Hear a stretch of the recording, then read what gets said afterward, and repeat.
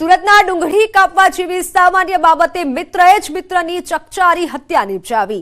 સુરતના સચિનમાં ગુરુદેવ એન્ટરપ્રાઇઝ નામની બિલ્ડિંગમાં આવેલ અગાસીમાં આવેલ રૂમમાં કાપડના કારખાનામાં કામ કરતા મિત્રો રહેતા હતા, જ્યાં જમતા સમયે ડુંગળી કાપવા જેવી સામાન્ય બાબતે જીવત રાજગર અને રાજુ ચૌહાણ વચ્ચે ઝઘડો થયો હતો અને જે બાદ રાજુ ચૌહાણે જીવત રાજગરા પર હુમલો કર્યો, જેમાં જીવત નામના વ્યક્તિનું મોત નીપજ્યું છે અને આ સમગ્ર મામલે પોલીસે ગણતરીની કલાકોમાં જ આરોપી મિત્રની ધરપકડ કરી છે।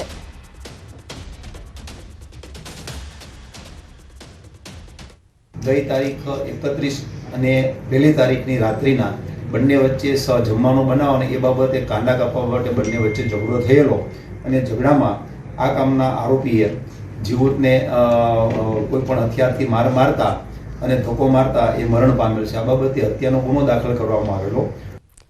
વડોદરામાં મનપાના સફાઈ કર્મીને ધમકી આપવામાં આવી। સફાઈ કર્મીને છરો બતાવી ધમકી આપી। નાળિયેરના ટેમ્પો ચાલકને સાઈડમાં લેવા કહ્યું હતું। ટેમ્પો સાઈડમાં લેવાનું કહેતા ચાલક ઉશ્કેરાયો। ટેમ્પો ચાલક હાથમાં છરો લઈ ધમકી આપતો દેખાયો। સમગ્ર ઘટના સીસીટીવીમાં સામે આવી છે। સીસીટીવી ફૂટેજમાં કેદ થઈ છે। આસપાસના વેપારીઓની સમજાવટ બાદ મામલો થાળે પડ્યો હતો। સફાઈ કર્મીએ અરજી રૂપે નવાપુરા પોલીસ મથકે ફરિયાદ નોંધાવી છે।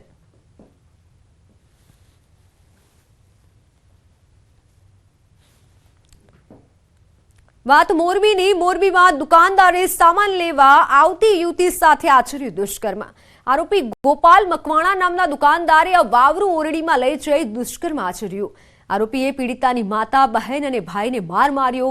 મોરબી સિટી એ ડિવિઝન પોલીસે આરોપી સામે ગુનો દાખલ કર્યો છે।